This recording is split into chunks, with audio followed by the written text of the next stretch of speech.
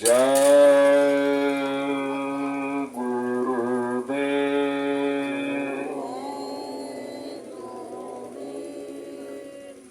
परम पूज्य बाबा जय गुरुदेव जी महाराज, श्रद्धेय महाराज जी, मेरी इस आवाज को सुन रहे सभी सम्मानित परमार्थी धर्म प्रेमियों, बड़े ही सौभाग्य का समय होता है जब संतों महात्माओं का संदेश, उनके वचन सुनने को मिलते हैं।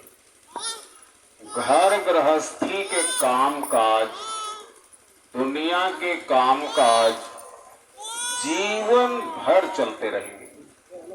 काम कभी नहीं खत्म होंगे। हमारा आपका शरीर खत्म हो जाएगा।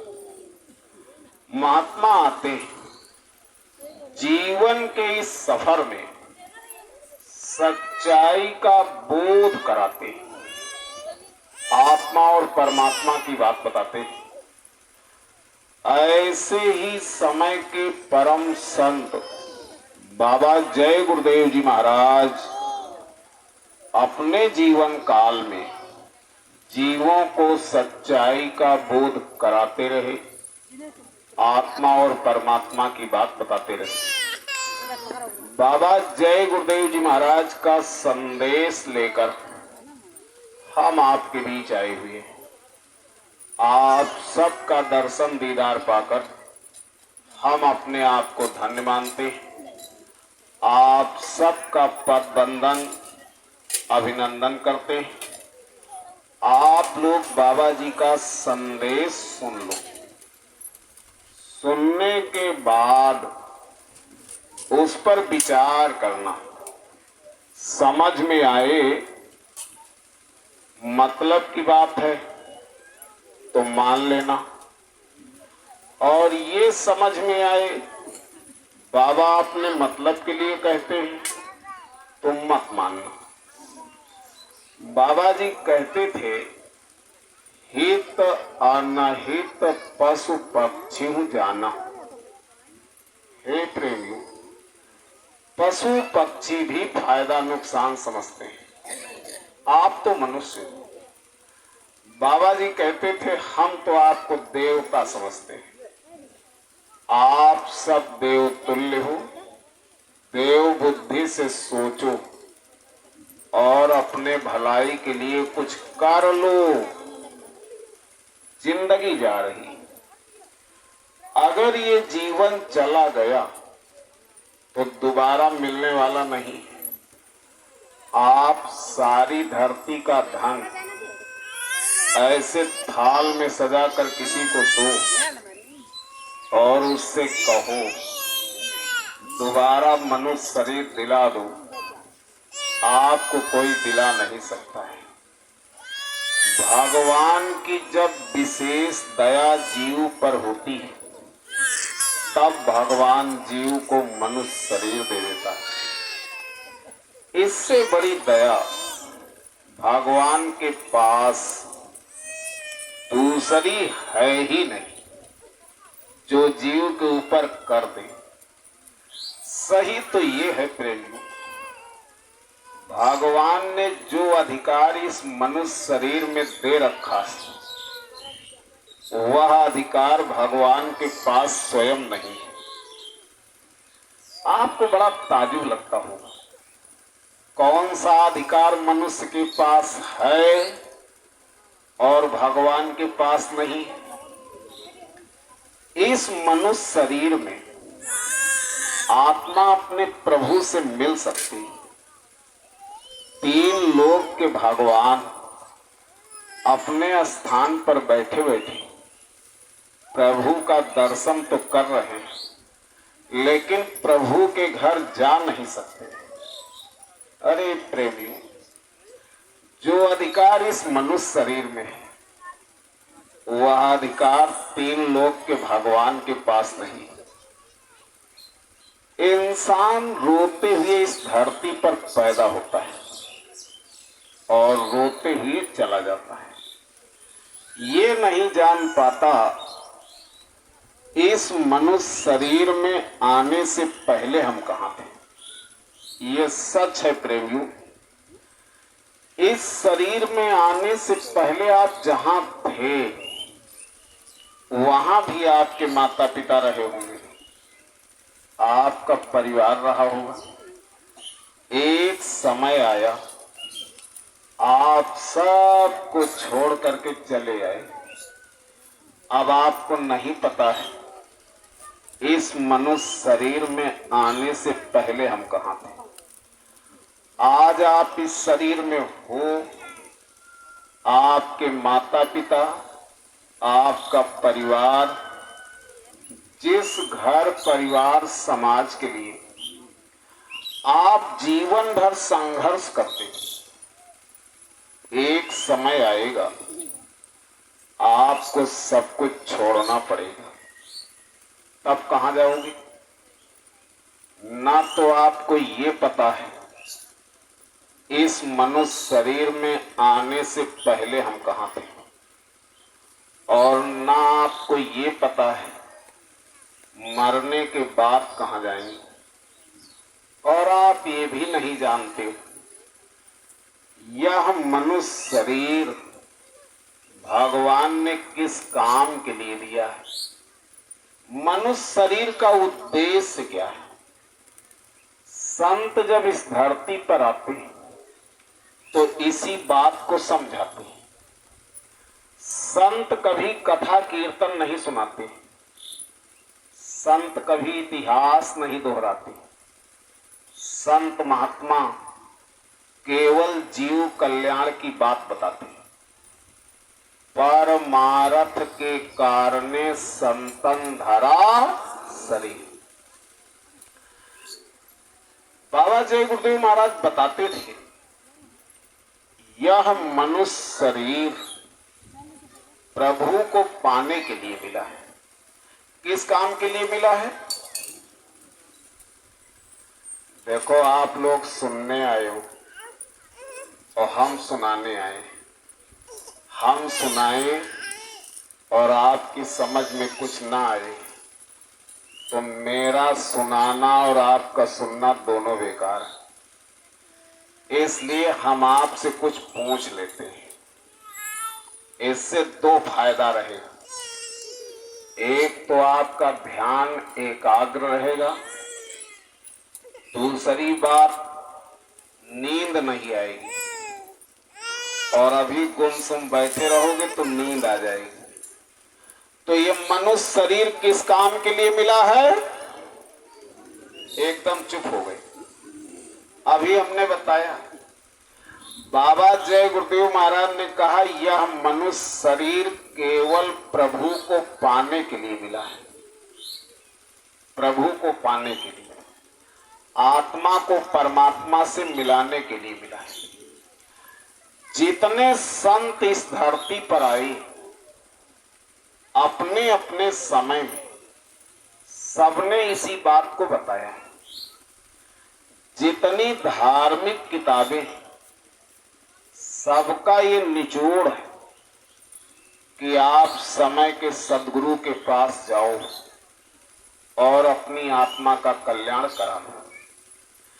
जैसे हम सब लोग हिंदू धर्म को मानते हैं, हमको ये भरोसा है यहाँ जितने लोग बैठे हैं करीब करीब हम सब लोग हिंदू धर्म को मानने वाले हैं। तो अपने हिंदू धर्म की धार्मिक पुस्तक कौन सी है? थोड़ा बोलते रहो तो हमको ताकत मिलती। एक बात और सुन लो, नाराज मत होना, हम आपसे सवाल जवाब करने नहीं आए। आप बुरा मानो कि ये तो सवाल करते हैं। बात को जब प्रभावी ढंग से कहा जाता है तो बात मन पर चोट मारती है, याद रहती। इसलिए हम आपसे कुछ पूछ लेते हैं, बुरा मत मानो। तो अपने हिंदू धर्म की धार्मिक पुस्तक कौन सी है?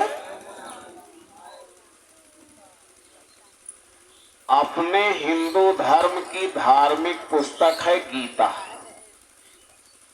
आप लोगों ने एक चीज सुना होगा, जब अदालत में जज गवाही लेता है तो गीता पर हाथ रखवा करके पूछता है, अपने धर्म की कसम खाकर कहो कि हम सही बोलते हैं।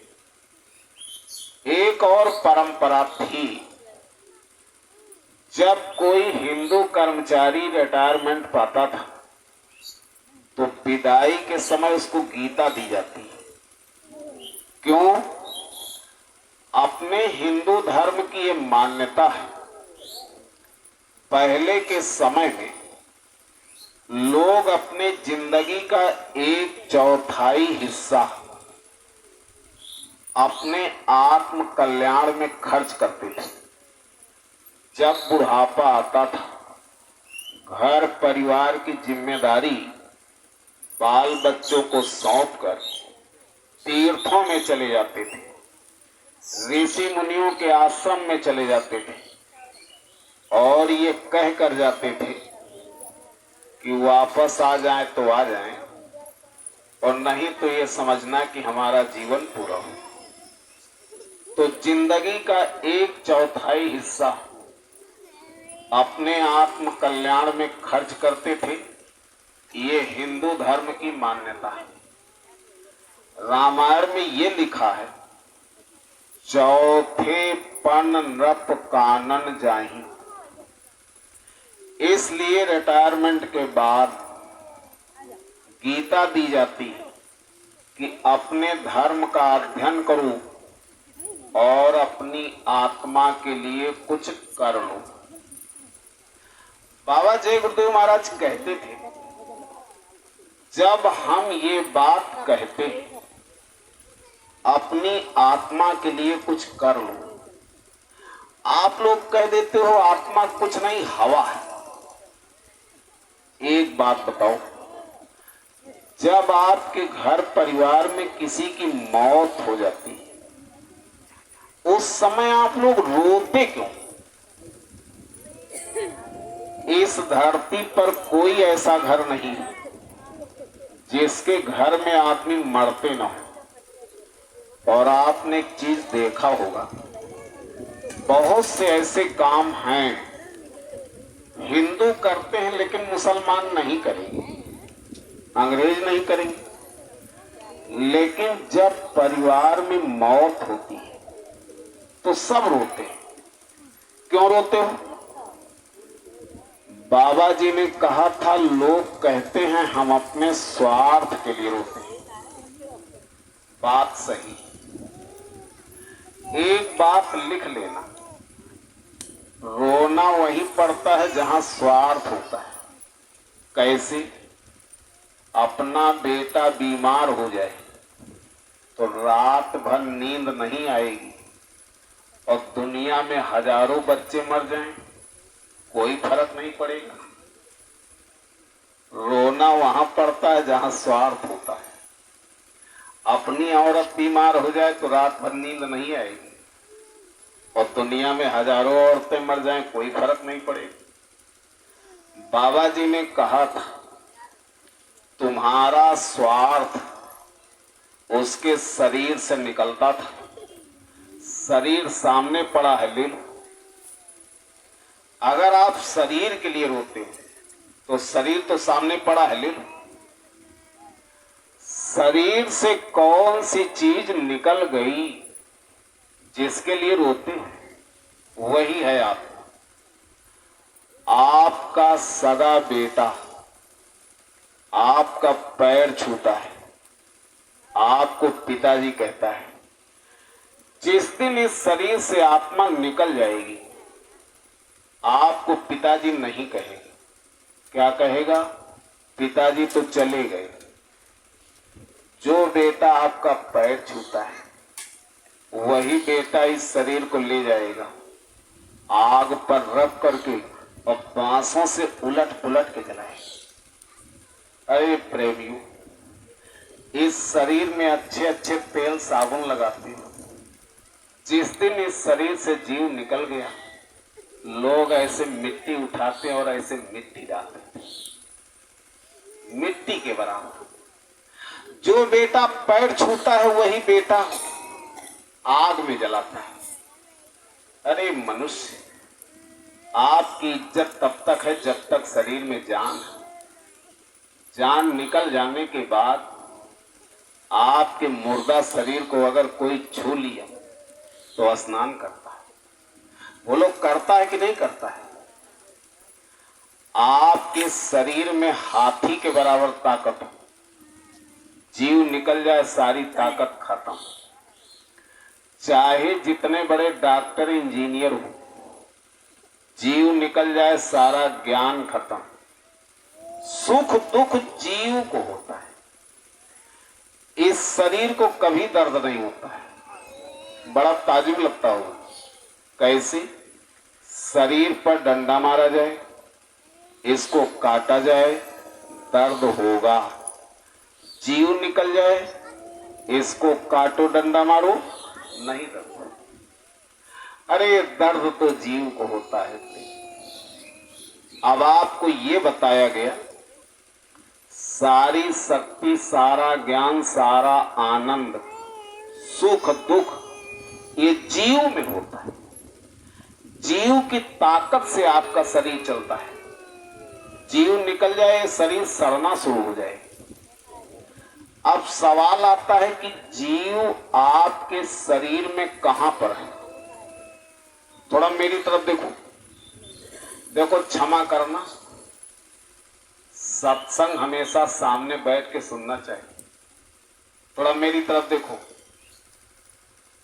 दोनों आंखों के पीछे मध्य भाग में एक दो दल कमल है, ऐसे बहुत बारीक, किसी भी सूक्ष्मदर्शी यंत्र से उसको देखा नहीं जा सकता है। उसी में जीव बैठा है। जीव इतना छोटा है, बालू के कण के मशीन से लाख टुकड़े कर दो, उससे छोटा है जीव। ऐसा बाबा जय गुरुदेव महाराज बताते थे। अब सवाल आता है कि जीव किस तरह का है? जितने संत महात्मा इस धरती पर आए, जिसने आत्मा परमात्मा को देखा, सबने एक ही बात बताया है, आत्मा परमात्मा का अंश है। जिस तरह का परम पिता परमात्मा, उसी तरह की आत्मा। तो परमात्मा किस तरह का है? जिसने देखा उसने बताया है, और जिसने नहीं देखा उसने तो कह दिया कि भगवान निराकार। बाबा जय गुरुदेव महाराज बताते थे, ये जो सूरज आप देख रहे हो, ऐसे करोड़ों करोड़ों सूरज मालिक के एक एक रोम में प्रकाश करते हैं। कोटिन सूरज चांद सितारे रोम रोम में करे, उसी का अंश ये आत्मा है। आत्मा एक प्रकाश है। प्रकाश में एक गुण होता है। आपके सामने सूरज का प्रकाश फैला है, इस प्रकाश को आप ऐसे तलवार से काटो, सारी धरती के बम डाल दो, ना ये तलवार इसको काट सकती है, पानी इसको सड़ा नहीं सकता है, अग्नि इसको जला नहीं सकती, पवन इसको उड़ा नहीं सकता है। गीता में लिखा है, नैनम छिंदन्ति शस्त्राणि नैनम दहति पावकः न चैनम क्लेदन्त्यापो न शोषयति मारुतः। आत्मा को तलवार काट नहीं सकती, पानी सड़ा नहीं सकता, अग्नि जला नहीं सकती, पवन उड़ा नहीं सकता है। वैसे बाबा जय गुरुदेव महाराज ने इसमें एक विशेषता और बताया है, अगर आप लोगों ने कभी ध्यान से सुना हो तो। वो कौन सी? जैसे हवा है, हवा को आप नहीं देखते लेकिन हवा को पकड़ सकते हो। अच्छा प्रेमियों, ये बताओ, हवा पकड़ सकते हो कि नहीं पकड़ सकते? जोर से बताओ। अरे पकड़ सकते हो, किसी गुब्बारा में भर लो। आपकी मोटरसाइकिल, जीप, कार, सबके पहिया में हवा बंद है, लेकिन ये प्रकाश आप देख रहे हो, इसको आप किसी चीज में ऐसे बंद करो, अंधेरे में ले जाकर के खोलो, नहीं मिलेगी। हवा को पकड़ सकते हो लेकिन प्रकाश को नहीं पकड़ा जा सकता। इसीलिए आज तक कोई डॉक्टर, वैज्ञानिक जीव को पकड़ नहीं पाया। अगर डॉक्टर जीव को पकड़ लेते तो जब आपके शरीर से जीव निकलता तो इसमें दूसरा जीव डाल देते और आप कभी न मरते। यहीं पर सारा विज्ञान खत्म। तो ये जीव अजर अमर अविनाशी है। बड़े बड़े विद्वान एक तर्क देते हैं, जिस तरह से कपड़ा पुराना होता है, पुराना कपड़ा उतार करके आप नया पहन लेते हैं। जब शरीर पुराना होता है तो आत्मा पुराना शरीर छोड़ देती है और नया शरीर धारण कर लेती है। बात समझ में आई? फिर से सुनो। जिस तरह से कपड़ा पुराना होता है, आप पुराना कपड़ा उतार कर नया पहन लेते हो, इसी तरह से जब शरीर पुराना होता है तो आत्मा पुराना शरीर छोड़ देती है, नया शरीर धारण कर लेती है। हम आपसे ये जानना चाहते हैं, देखो हम हाथ जोड़कर आपसे कहते हैं, पूरा मत मानना कि सवाल जवाब कर रहे हैं, ये बताओ ये बात सही है कि गलत है? जोर से बताओ। सही है। अरे जी कुछ पीछे वाले भी बताओ। सही है, एकदम गलत है। अब आप कहोगी कैसे?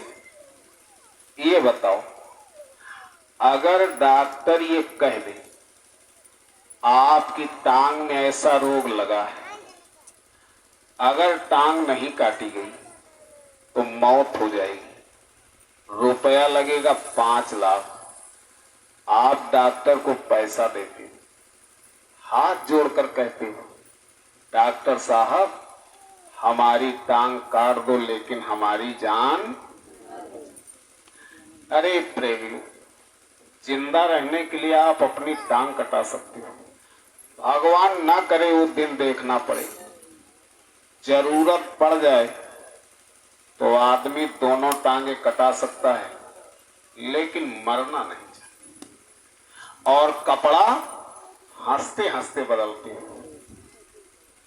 अगर ये बता दिया जाए 4 दिन बाद आपको 50,000 वाला सूट मिलेगा तो आज से खुशी मनाओगे, और ये बता दिया जाए कि 4 दिन बाद मौत होगी तो आज से दाना पानी बंद हो।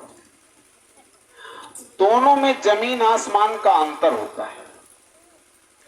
एक बात डायरी में लिख लेना, संत मत का सबसे बड़ा विरोधी विद्वान होता है।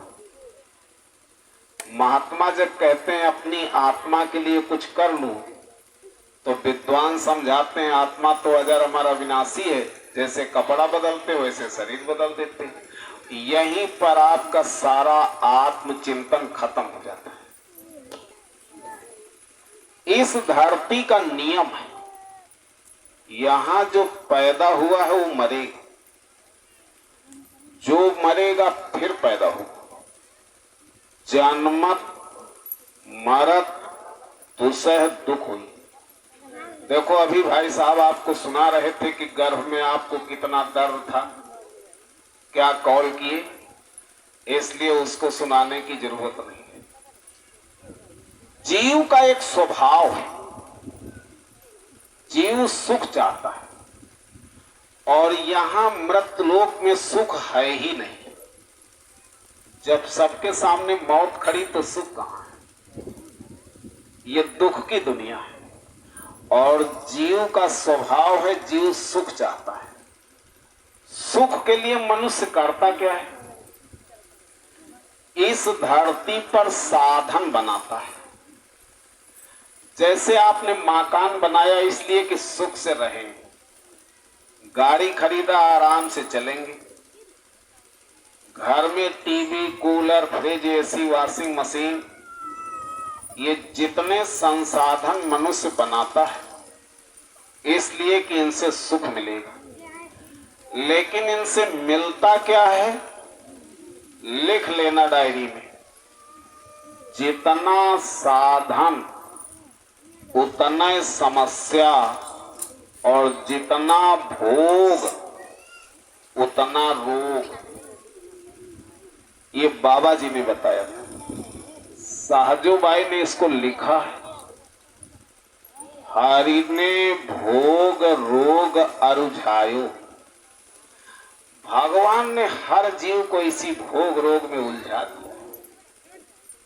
अब कोई आदमी ऐसा नहीं जिसके सामने समस्याएं ना हो। संघर्ष ही जीवन है, और संघर्ष में कभी आराम नहीं मिलता। समस्याओं से लड़ते लड़ते आदमी मर जाता है। ये नहीं जान पाता कि सुख है क्या चीज। आप अपने बच्चों से कहते हो, अरे बच्चों तुम लोगों के लिए हमने सुख जाना नहीं क्या होता है। यही दशा तो सबकी है। एक सवाल आता है कि सुख है क्या चीज और कहां मिलेगा, जिसको आप ढूंढ रहे हो। तो पहले ये बताओ, अगर आपसे कोई पूछे सुख किसे कहते हैं तो बता देना। आपकी इच्छा के मुताबिक काम जहां होता है उसी को सुख कहते हैं, और इच्छा के खिलाफ जो काम होता है इसी को दुख। और ये ऐसी दुनिया है, इस दुनिया में आज तक न तो किसी की इच्छाएं पूरी हुई हैं और न कभी किसी की इच्छाएं पूरी। ये अपूर्ण सृष्टि। सवाल है सुख कहां है?